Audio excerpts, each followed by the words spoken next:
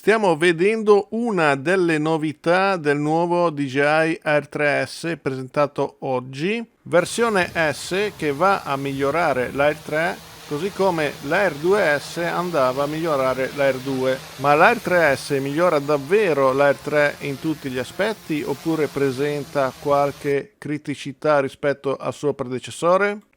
Ne parlerò nel corso di questa prova dove ho approfittato di pochi giorni con meteo favorevole per capire veramente quali sono le reali differenze rispetto all'Air 3, anche per cercare di capire se per chi ha già un Air 3 ha senso passare all'Air 3S. Queste migliorie giustificano il passaggio? E come si posiziona l'Air 3S rispetto al Mavic 3 Classic?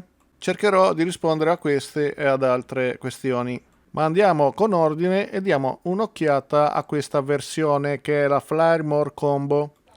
Flymore Combo però con l'RC2, c'è anche una versione Flymore Combo con l'RCN3, il radiocomando senza display. Questa invece ha il display integrato.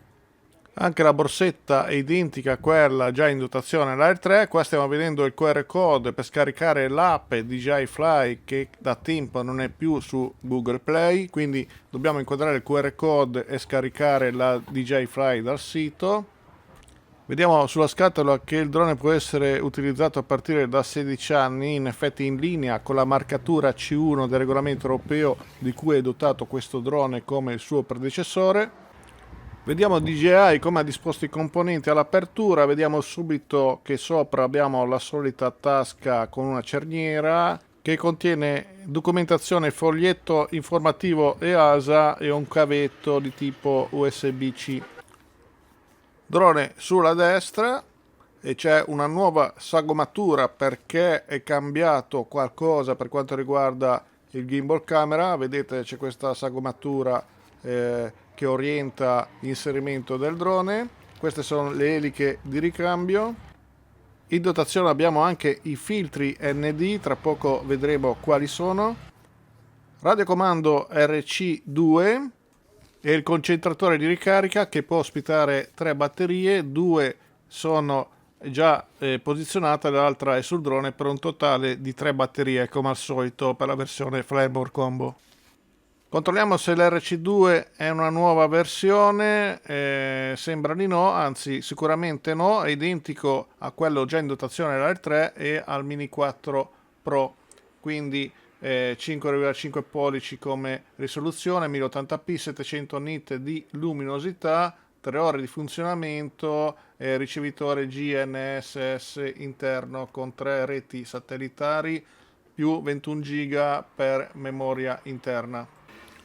La stazione di ricarica è identica a quella di Air 3, ha i pulsanti di sblocco batteria, quindi si preme e si sgancia, richiede almeno 65 watt, un adattatore di rete da 65 watt per avere il massimo della velocità di ricarica, è una ricarica sequenziale, la novità è nelle batterie.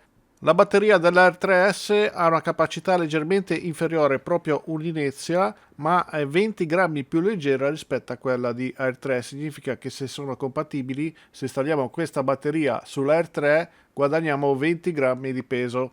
Quindi 20 grammi in meno a parità di capacità più o meno perché sull'Air 3S ci sono nuovi sensori e nuova tecnologia che vedremo tra poco. Abbiamo visto che la stazione di ricarica è esattamente la stessa di Air 3, c'è anche scritto sull'etichetta, e quindi ha le stesse identiche funzionalità, e cioè può funzionare anche da power bank e la carica residua di una batteria può ricaricare le altre batterie premendo sul tastino, esattamente come su Air 3. In dotazione abbiamo anche i filtri ND che ovviamente sono diversi rispetto a quelli di Air 3 perché cambia il gimbal camera. Abbiamo ND8, ND32, ND128, stranamente non c'è ND64. Ed eccolo qua il nuovo Air 3S, visivamente è identico ad Air 3 nella parte inferiore.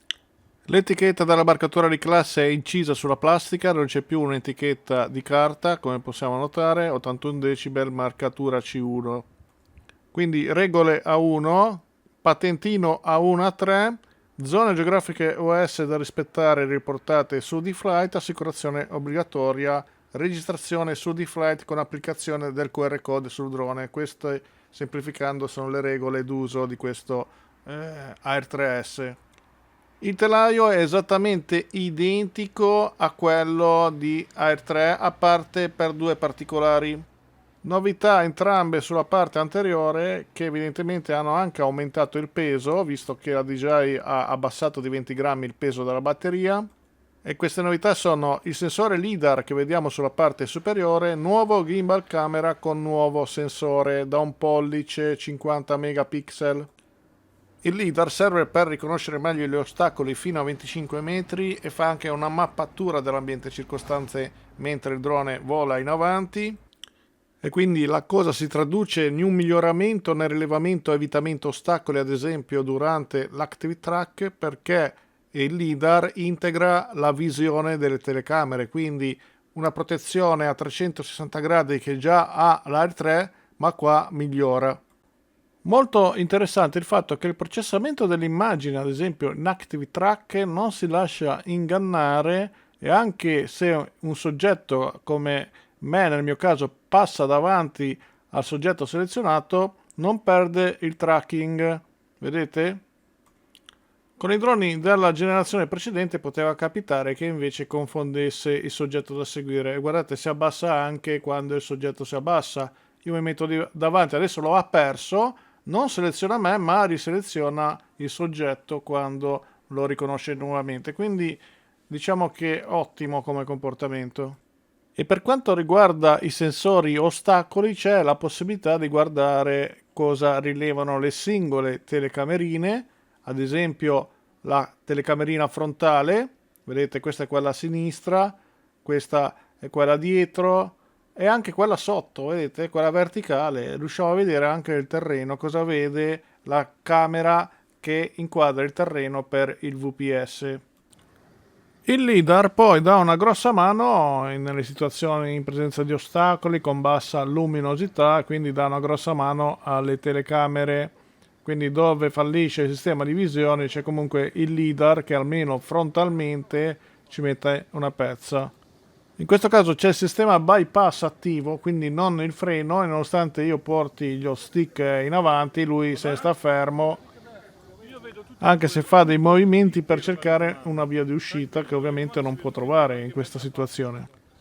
Diamo stick in avanti, vediamo cosa succede in questo caso. Sceglie di abbassarsi e di fermarsi quando è più basso. Vedete, io ho lo stick tutto in avanti, ma lui non si muove da lì perché vede ostacoli ovunque. E il LiDAR dovrebbe aiutare in situazioni dubbie come queste, dove c'è una ringhiera e il sistema di visione potrebbe essere ingannato. L'ha rilevato correttamente la ringhiera e quindi ha scelto di passarci sopra. Come su Air 3 resta attiva la protezione a 360 gradi, quindi anche nel volo laterale evita gli ostacoli come in questo caso. Addirittura grazie al LiDAR riesce a fare ritorno a casa anche passando all'interno di una finestra, come stiamo vedendo. Quello che lampeggia sopra è il LiDAR. E questa nuova funzionalità l'ho sperimentata con un grande spavento. Guardate la traccia verde, si abbassa e poi continua verso il punto H, ma a questo punto mi sono spaventato e ho interrotto il ritorno a casa automatico perché pensavo mi atterrasse in acqua. Subito dopo ho riprovato e ho capito come funziona. Quindi guardate la traccia verde, nuovamente, arriva in prossimità del punto di atterraggio, poi inizia a scendere molto prima, come stiamo vedendo, e guardate la traccia poi si dirige verso il punto H, però fa questi avvicinamenti abbassandosi di quota e l'effetto è incredibile, perché adesso lo vediamo on board, ma tra poco lo vedremo anche ripreso da fuori, anche perché io non ho toccato nessun comando e si è posizionato tranquillamente da solo sopra il landing pad, come stiamo vedendo, e poi ci ha atterrato sopra. Rivediamolo dal punto di vista del pilota, dello spavento che si può prendere il pilota. Vediamo che adesso sta scendendo, sembra che vada a finire in acqua, però fortunatamente segue il suo percorso, come stiamo vedendo, e è una cosa incredibile, non ho mai visto prima una cosa del genere, quindi fa affidamento a tutti i sensori, LiDAR compreso, per fare questo percorso, come abbiamo visto. L'unica perplessità è che non ho trovato il modo per disattivare questa nuova funzionalità, anche preimpostata fa comunque questo percorso che si sceglie lui. E l'unica differenza tra ottimale e preimpostata è che con il preimpostata raggiunge l'altezza designata, mentre ottimale la decide lui. Però in entrambi i casi fa sempre questo percorso di avvicinamento senza possibilità di disabilitarlo, almeno io non l'ho trovato. Infatti questo è il ritorno a casa automatico preimpostato. Prima avevo fatto ottimale, adesso preimpostato e vedete che comunque continua a fare questo percorso. Non va più sulla verticale del punto di atterraggio, ma fa questo avvicinamento che decide lui, anche basandosi appunto sul LIDAR. Vedete? Poi proietta sempre l'ombra, come abbiamo visto, anche su altri droni e funziona. Funziona, ma secondo me sarebbe opportuno poter scegliere anche il metodo tradizionale. Il menu di configurazione è sostanzialmente uguale a quello di R3 e a proposito di altezze, se il drone è lontano più di 50 o 80 km, adesso non ricordo bene, rispetto ad un aeroporto riconosciuto sulla mappa DJI, è possibile selezionare l'altezza fino a 1000 metri. Naturalmente noi siamo costretti a rispettare sempre 120 metri massimi, se non diversamente ridotti dalle zone geografiche OS su D-Flight. Naturalmente è anche possibile attivare il sistema AirSense che ci indica quali aerei ci sono in giro, aerei, elicotteri, aeromobili, ci sono nei dintorni che hanno il trasmettitore ADS-B acceso. Attenzione perché non proprio tutti hanno il trasmettitore ADS-B acceso, quindi vige sempre la regola del vola a vista e del vedere ed evita. Vola a vista, obbligo in open category. Dobbiamo dare la precedenza a tutti gli aeromobili. Un'altra novità riguarda il quick transfer anche a drone spento entro 12 ore dall'ultima accensione, e se noi attiviamo la DJI Fly si può attivare anche il trasferimento dei file con il quick transfer. Anche se il drone è spento e in stato dormiente, comunque si può attivare il quick transfer senza accenderlo dal pulsante. Per farlo è sufficiente tappare su questa voce della DJI Fly, ripeto, entro 12 ore dalla ultima accensione, ed ecco che si attiva, e quindi è possibile scaricare i file in questo modo senza doverlo accendere. È anche possibile scaricare i file mentre sta volando, sempre collegandosi in questo modo col quick transfer. Per uscire da questa modalità è sufficiente andare su GoFly senza azionare il tasto dell'accensione sul drone. GoFly, esci da quick transfer, e lui poi dopo qualche secondo torna spento. Quindi per le prossime 12 ore potrà essere attivato col quick transfer, dopodiché non potrà essere attivato fino alla prossima accensione. Confermata anche su Air 3S la modalità verticale. Vediamo subito come funziona. Funziona soltanto a 2,7K. Quando viene attivata il video diventa 4 terzi e viene ritagliato al centro, come stiamo vedendo in questo momento. La novità forse più interessante per quanto riguarda Air 3S rispetto a Air 3 è il nuovo reparto camera. Air 3S ha delle migliorie, in particolare la camera da 24 mm adesso è diventata da 1 pollice 50 megapixel, mentre la camera tele 3x ha il sensore invariato, ma ulteriore novità è il 10 bit in normale. Anche dalla modalità normale Air 3S ha i 10 bit in H265. Inoltre gli ISO in modalità di log M e HLG si spingono fino a 3200 contro i 1600 dell'Air 3. E l'Air 3S ha 42 GB di memoria interna dove salvare video e foto, mentre l'Air 3 si ferma a 8 GB. Caratteristiche che agevolano le riprese con bassa luce, controluce, riprese notturne. Ma c'è un però. L'unico punto dove Air 3S peggiora rispetto a Air 2 è il bitrate massimo. Quello dichiarato è di 130 megabit al secondo, mentre Air 3 ha 150 megabit al secondo. Che non sarebbe un problema se si mantenesse così, ad esempio in HLG, in D-Log M, se fosse almeno 100 megabit al secondo. E nelle mie prove che bitrate ho constatato? Ne parlo tra poco. Prima voglio farvi vedere un'altra novità che riguarda la nuova strategia di messa a fuoco automatica, molto efficiente. Vedete, in questo caso sto per decollare, ha messo a fuoco l'oggetto più vicino, ma poi continuamente cerca un soggetto e lo mette a fuoco. In questo caso sono io, e quando mi allontano mette a fuoco lo sfondo. È molto più efficiente rispetto al passato. Io non ho toccato assolutamente nulla. Analogamente alla possibilità offerta da Air 3, anche su Air 3S è possibile installare il modulo DJI 4G.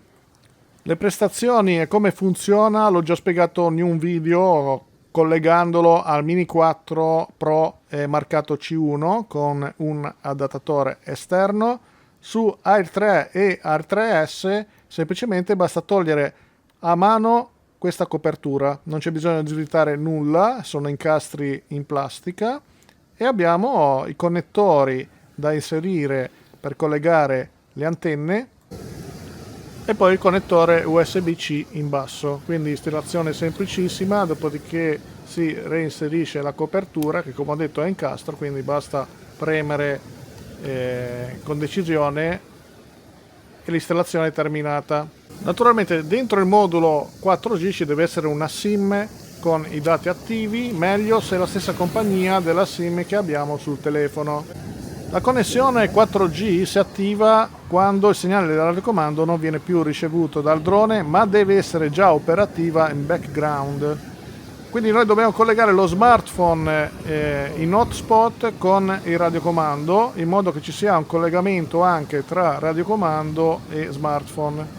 Benissimo, adesso siamo collegati in 4G. Se lo smartphone ha 5G è ancora meglio, perché come funziona? In questo momento, quando il 4G sarà collegato, il radiocomando trasmette in wifi Bluetooth al telefono, il telefono trasmette al ripetitore e il ripetitore trasmette al drone, e il segnale di ritorno fa il percorso inverso, quindi dal drone, in 4G però parte dal drone, va al ripetitore, il ripetitore in 5G va allo smartphone, lo smartphone va al radiocomando, e quindi c'è questo giro quando non riesce ad essere collegato in OcuSync. È giunto il momento di verificare la qualità video, in particolare rispetto al bitrate e anche rispetto al Mavic 3 Classic, ma andiamo con ordine e facciamo anche qualche foto. Per quanto riguarda la rumorosità, con i rumori ambientali, come in questo caso le onde del mare, già a 20-30 metri non si sente più, nessuno si accorge che c'è un drone in volo se non lo vede. Ed ecco Air 3S in volo, 4K 30 fps, 10 bit H265, perché al momento c'è soltanto l'H265, non c'è H264, vedremo con i prossimi aggiornamenti. Formato solo MP4, non c'è il MOV. Il valore del bitrate sembra essere bassino, però dobbiamo considerare che è a 10 bit il video H265, 60 megabit al secondo. L'Air 3 a 8 bit, stessa risoluzione, registra a circa 120 megabit al secondo. Però, come possiamo vedere, l'immagine è ottima, assolutamente ottima, anche se è un bitrate che a molti può sembrare basso, effettivamente è un po' basso. Però ripeto, stiamo registrando profilo normale a 10 bit. Io trovo molto buona la gamma dinamica e anche la profondità di campo. Per me è ottima, nonostante i 60 megabit al secondo. Questa naturalmente è la camera principale da 1 pollice, 24 mm. Vediamo stessa inquadratura con la camera tele 3x, quindi da 70 mm. Sempre a 10 bit. Il bitrate resta a 60, quindi resta invariato, però questa è la camera tele 3x, non è più da 1 pollice, è come quella di Air 3. Con la camera principale possiamo fare uno zoom digitale fino a 2,9x, ovviamente la qualità si degrada rispetto al tele 3x, peccato che non c'è continuità, cioè io adesso per attivare la camera 3x devo disattivare la registrazione e attivare la camera 3x. Non c'è la modalità Explorer che invece c'è per i droni Mavic 3 e lo zoom digitale sulla 3x arriva fino a 9x. Insomma, sarebbe stato utile avere continuità di ingrandimento tra le due camere senza dover interrompere la registrazione. Ma torniamo alla faccenda del bitrate. Questo è un HLG 4K sempre 30 fps e stavolta il bitrate si è alzato a 75. Pertanto profilo normale sempre a 10 bit era 60. Quando registriamo in HLG a parità di fps aumenta a 75. Ma questo valore è allineato al valore di Air 3 quando registra a 10 bit. Infatti sono andato a rivedere una clip che avevo registrato con Air 3 a 10 bit in D-Log, ma in HLG aveva lo stesso transfer rate e come possiamo leggere aveva un transfer rate intorno ai 72 megabit. Quindi i valori di Air 3S e Air 3 quando registrano a 10 bit sono assolutamente allineati in H265. Ma proviamo a fare un breve confronto con il Mavic 3 Classic. Mavic 3 Classic che ha un'ottima camera, però il resto appartiene a una generazione precedente, infatti non ha la terza banda, non è compatibile con RC2, quindi si può usare soltanto con RC1 oppure RC Pro, che comunque non ha la terza banda. Anche il sistema evitamento ostacoli, benché funzioni molto bene, sembra comunque essere un passo indietro rispetto a quello di Air 3S, indipendentemente dal fatto che adesso abbiamo anche il LiDAR su Air 3S.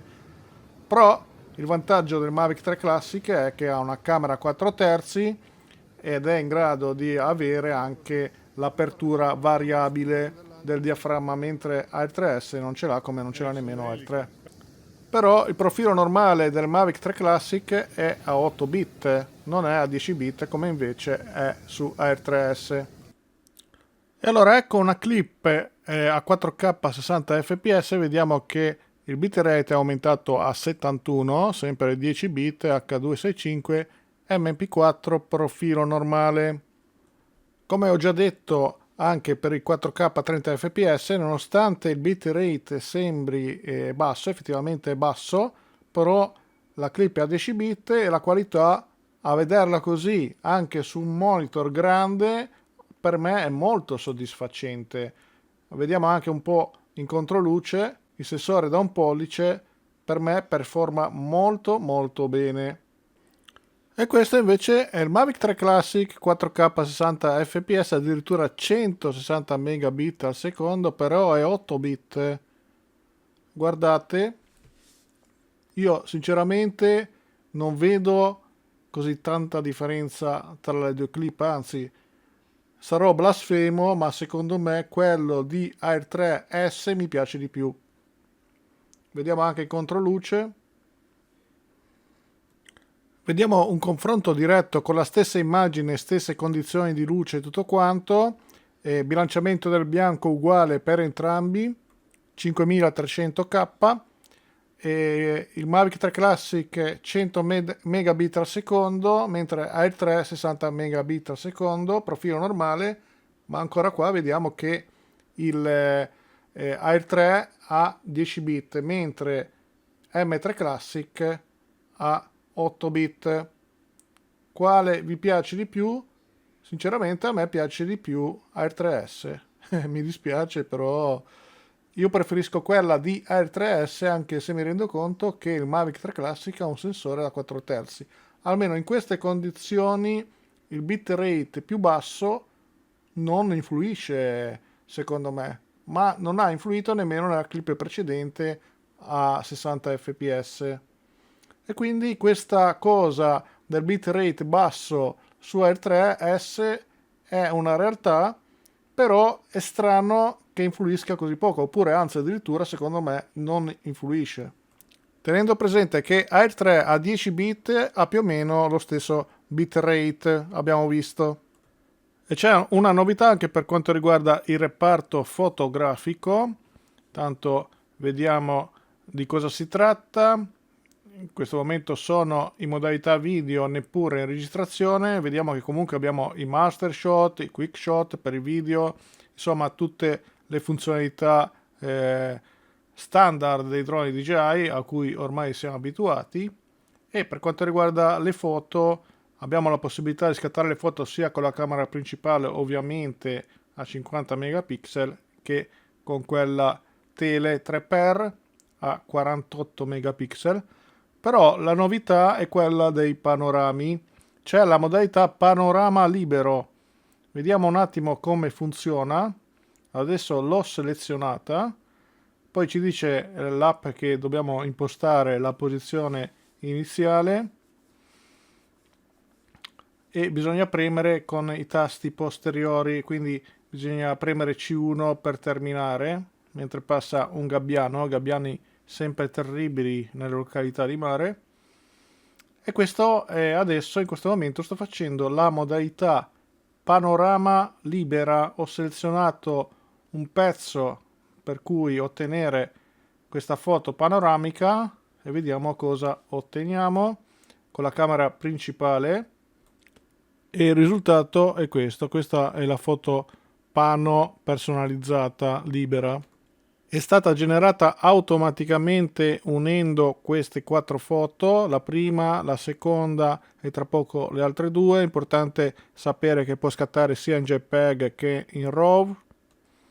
Ho deciso di scattare in formato 4 terzi per avere una definizione migliore rispetto a 16 noni. Per capire bene come funziona il panorama modalità libero bisogna fare un po' di prove.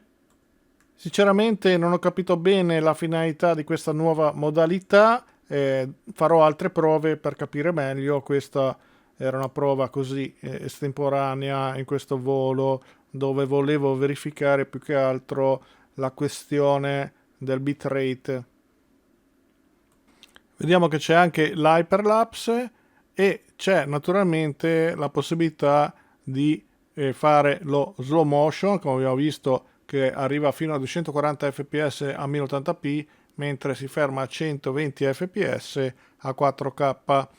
In più c'è anche la possibilità di programmare voli a waypoint cliccando sul serpentello.